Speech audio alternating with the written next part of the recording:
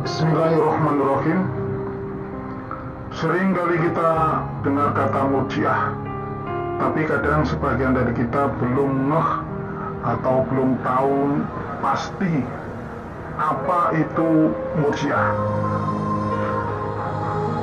Baiklah, untuk mempermudah memahami apa itu murjiah, saya akan kasih contoh gambar yang sangat sederhana sekali.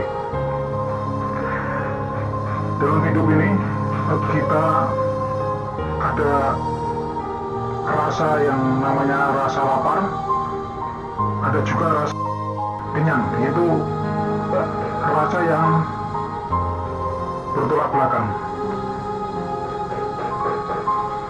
Bisa dikatakan juga bahwa lapar itu adalah kodar yang jelek, sedangkan kenyang adalah kodar yang baik.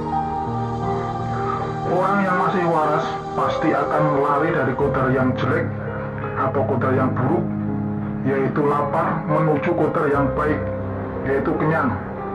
Caranya bagaimana? Caranya ya makan. Setelah dia memahami atau tahu bahwa hidup memang harus seperti itu, maka dia pun akan keluar bahwa jika manusia ingin hidup, maka dia harus makan. Ini sebagai bentuk menghindari atau lari dari kodar yang jelek menuju kodar yang baik. Tapi pada suatu hari giliran dia lapar yang sangat parah, sementara di depannya ada makanan yang enak, makanan yang lezat, gratis lagi, bergizi tinggi, halal, bahkan dia sudah dipersilakan untuk makan. Tangannya juga tidak cacat, mulutnya dan giginya juga tidak sakit. Pokoknya tidak ada satupun alasan untuk dia tidak makan. Tapi dia malah ngomong, alah ngapain aku makan? Seandainya Allah menghendaki aku kenyang, nanti juga kenyang sendiri, walaupun aku tidak makan. Lalu pada akhirnya makanan tersebut ya tidak jadi dimakan betul, sampai busuk, dan laparnya juga tambah parah, bahkan bisa jadi dia mati karena kelaparan. Dengan gambaran sederhana ini, insya Allah semua orang akan tahu apa itu murjiah. Karena mereka yang masih waras pasti sudah tahu kalau hidup ini adalah lari dari kodar yang buruk menuju kodar yang baik.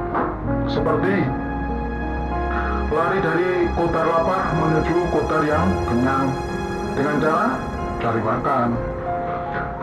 Lari dari kodar sakit menuju kodar yang sehat dengan cara ya jaga kesehatan,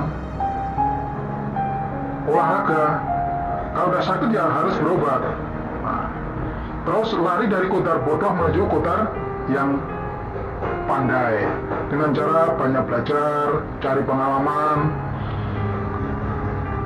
Lari dari kodar sedih menuju kodar yang bahagia dengan cara membersihkan hati, banyak mendengar nasihat. Lari kodar dari masuk neraka menuju kodar masuk surga dengan cara beribadah kepada Allah dengan cara yang benar, yaitu dengan menetapi Al-Quran dan Al-Hadis dan berjamaah, yaitu Quran Hadis jamaah yang lazim disebut Ahlu Sunnah wal Jamaah. Siapapun yang mengaku bahwa harus hidup seperti itu, namun ternyata dia tidak melakukannya, padahal tidak ada satupun alasan untuk tidak melakukannya, maka dialah murjiah itu. Kenapa? Jawabannya karena tidak adanya keselarasan antara ilmu dan amal.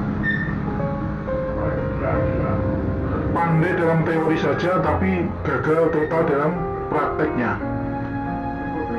Maka tidak salah kalau Nabi menyebut bahwa majusinya umat ini adalah orang-orang murjiah dan qadariyah. Padahal kata majusi di era zaman itu, zaman pra-Islam, dan Islam waktu itu adalah para penyembah api. Nah, itu juga hukumnya dia musyrik. Nah, alhamdulillah kita di dalam jamaah ini selain diajari teorinya, kita juga diajari prakteknya secara langsung sehingga secara umum terhindar dari paham Murji'ah. Tinggal kita secara pribadi untuk menjaga hati kita masing-masing. Dan khusus dalam masalah berjamaah, biasanya orang Murji'ah menolak karena hatinya itu kotor dan kedengkian yang tercermin dari ucapannya. Kenapa imamnya harus dia, kok bukan aku? Dia kan bahlul, dia kan majubul, aku kan pandai, aku kan terkenal. Ini menurut si Murji'ah. Kenapa imamnya harus dia? Kok bukan aku? Dia kan miskin, dia kan kampungan, aku kan kaya, aku kan minggat. Persis apa yang terjadi saat yang dikisahkan di Al-Quran, yaitu antara Tolut yang diangkat menjadi imam Bani Israel atau raja Bani Israel saat itu di zaman Nabi Samuel saat menghadapi Raja Tolut. Pada saat kekotoran hati sudah merasuki, maka ilmu pengetahuan sebesar apapun tidak akan pernah ada gunanya.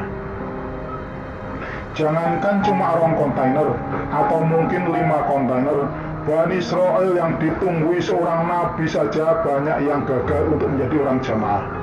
Walaupun mereka mengaku menetapi sunnah, yaitu menetapi kitab Taurat. Menetapi sunnah Taurat, iya, tapi berimam pada Tolut, ogah. Seperti kebanyakan orang sekarang, menetapi sunnah iya, tapi berjamaah, ogah. Sehingga mereka belum bisa disebut ahlu sunnah wal jamaah.